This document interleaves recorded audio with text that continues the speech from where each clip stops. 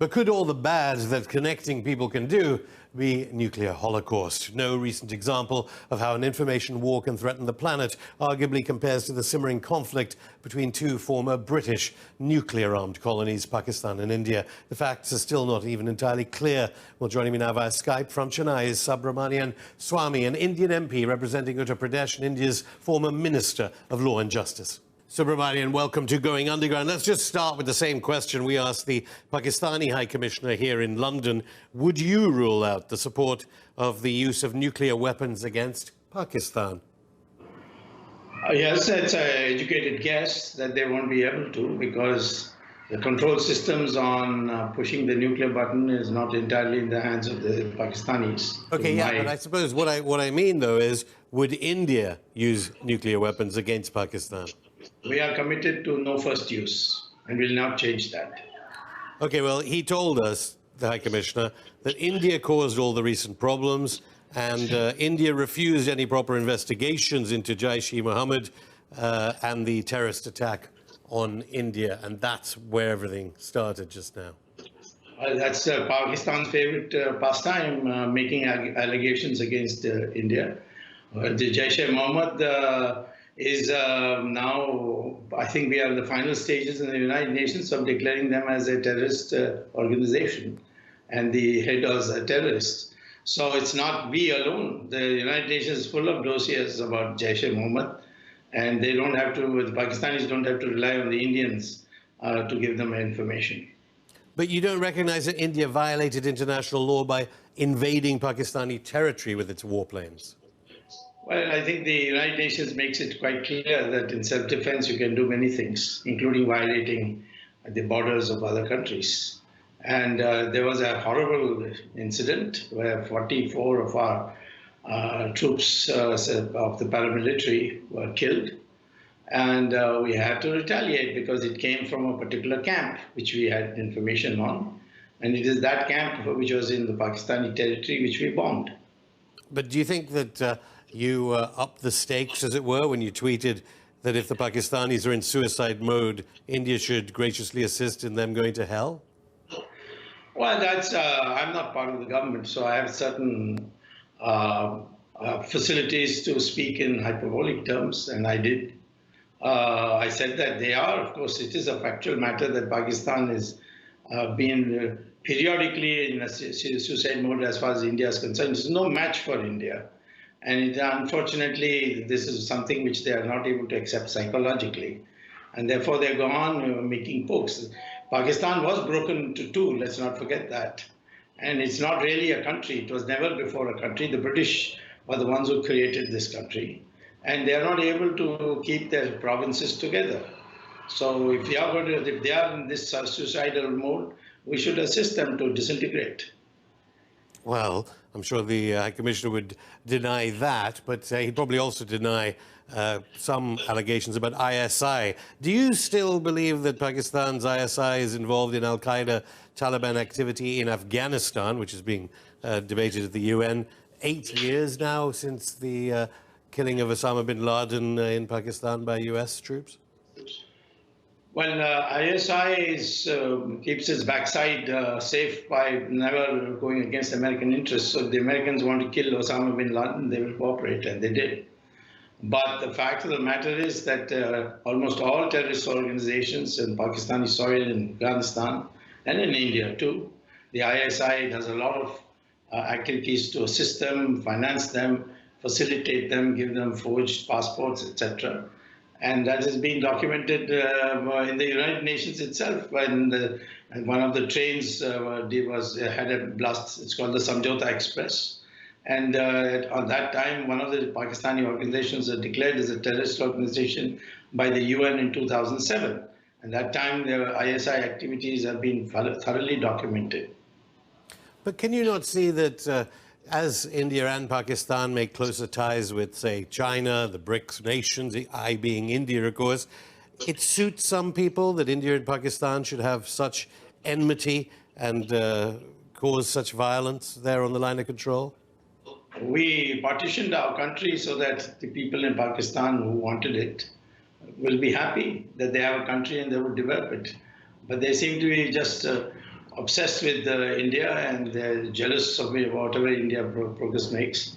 And the Chinese, they may be their friends at the moment, but they too, in private conversations with me, expressed great shock at the fact that trained terrorists from Pakistan come to Xinjiang and create a lot of problems. So I don't think Pakistan can count on any country in the end, because everybody seems to be dissatisfied with them at one level or another. Yeah, but it's not going to stop the central part Pakistan plays in Chinese plans for development as part of its Belt and Road Initiative, surely? Well, I think I know the Chinese well enough. I've had long contacts with them since 1977. I have been many times. I was received by Deng Xiaoping, and anyone in India knows of that. I've done a lot of things for the Indian government which they couldn't do themselves. But I would say that the Chinese are not committed to Pakistan. That much I can tell you. And it is our foolishness that they are presently so supportive of Pakistan.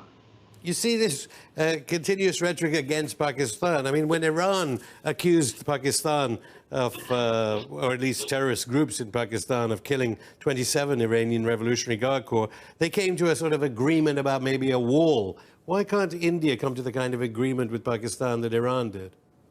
We have had lots of agreements with Pakistan. All of them have been broken.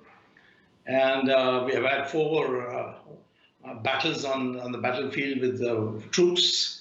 1947, 1965, 1965, then 1971, and 1999.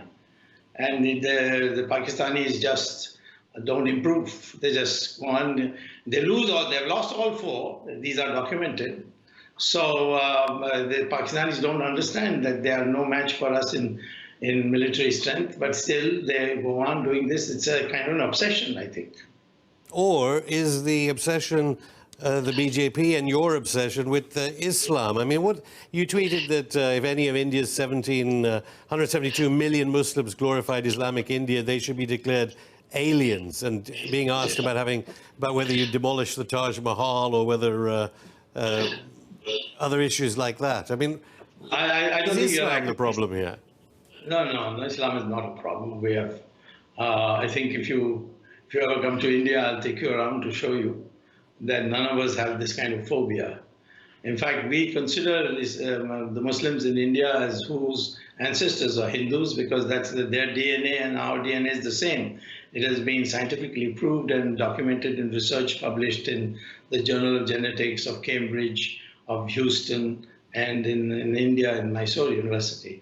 So we think they are part of our family. The only thing is that we want them to be focused inside India and not be bullied or pushed around by hardline elements from outside the country.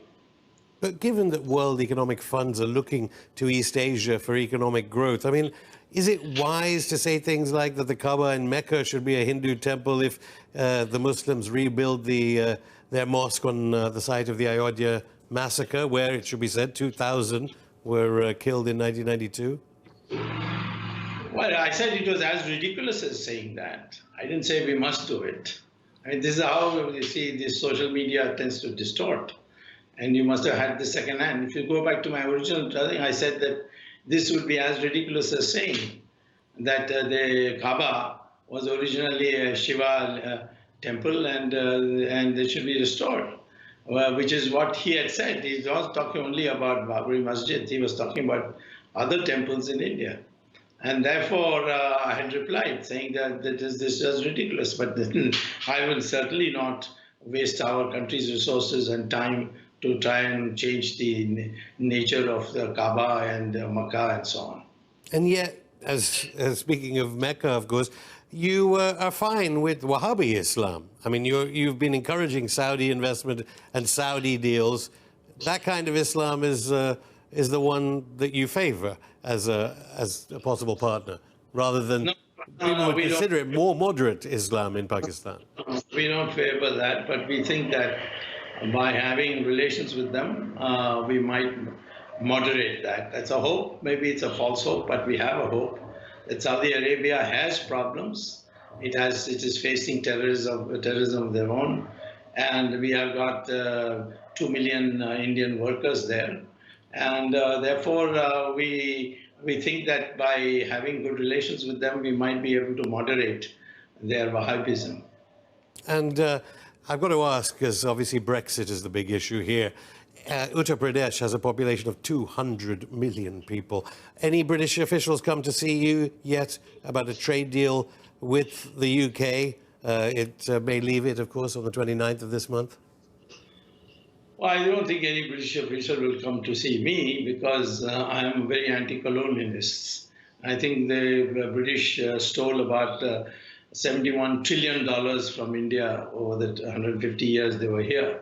So most of the British would probably avoid me. But I do think that Britain is too small a country for us to take it seriously. We think America, Russia, China, these are the countries which need to be, we need to develop better relations. Britain is not a matter for us of any seriousness, and there is a memory factor which is also would obstruct any further development with Britain.